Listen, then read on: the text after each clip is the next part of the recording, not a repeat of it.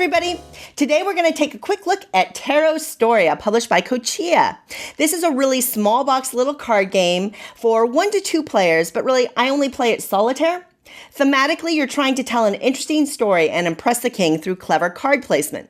We're going to take a quick look at the game itself and then chat a little bit about it afterwards. Okay, to set up Storia, all you need to do is shuffle the deck and draw a card. Storia is played in 2 similar rounds, and each turn you're going to draw a card, and then you need to play a card from your hand to the tableau, or you can exchange a card. If you do that, that means you can replace one of the existing cards in the tableau with one from your hand, but that also means next round you need to play 2 cards from your hand to the tableau. You're going to build up the tableau in offset columns with a max of 4 cards in each column, but you can go as far to the right as you want, so you can have as many columns as you want, but that's not always advantageous. You're going to continue until all the cards have been played and then do your first scoring round. After that, you pick 1 column in the tableau to keep as your new starter column, then shuffle up the rest of the cards and play and score one more time. But really, all of the game is in the scoring and the rules and kind of, twists there. So here are the tricks to scoring. You always need your cards to ascend from left to right. So when the tableau is complete, any card that has a lower number to the right, you have to flip it over and you can't really score it. You also want to complete a path uninterrupted from left to right after you flip over all those cards. So you don't have to go in sequence, but you do have to always ascend going from the left to the right. You can zigzag up and down, but gaps and flipped over cards you can't cross over. And if you can't complete a path, you don't get to score any points. You also want to check for any cards that aren't part of a valid path. Those get flipped over.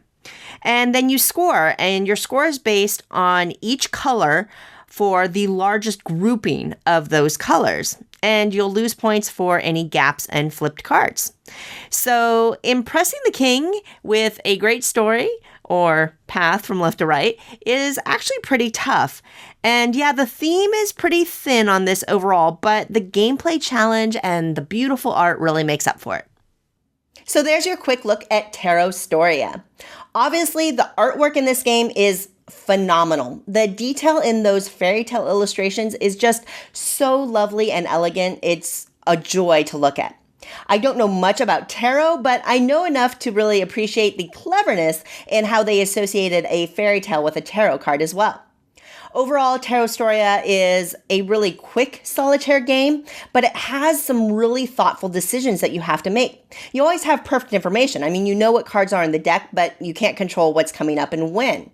So you have to always make these tough choices about when are you going to start a new column? When are you going to sacrifice a placement just because you have to move on?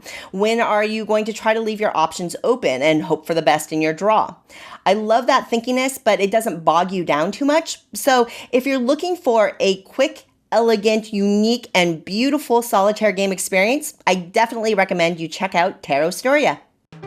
Thanks so much for watching the Dice Tower videos. Find more great videos and reviews, as well as our top-rated audio podcast at Dicetower.com. You can also find other great shows at DicetowerNetwork.com. I'm Eric Summerer, and you've been watching The Dice Tower. The Dice Tower is sponsored by Cool Stuff Inc., where you can find great games for great prices. Cool stuff in stock. Check them out at CoolStuffInc.com.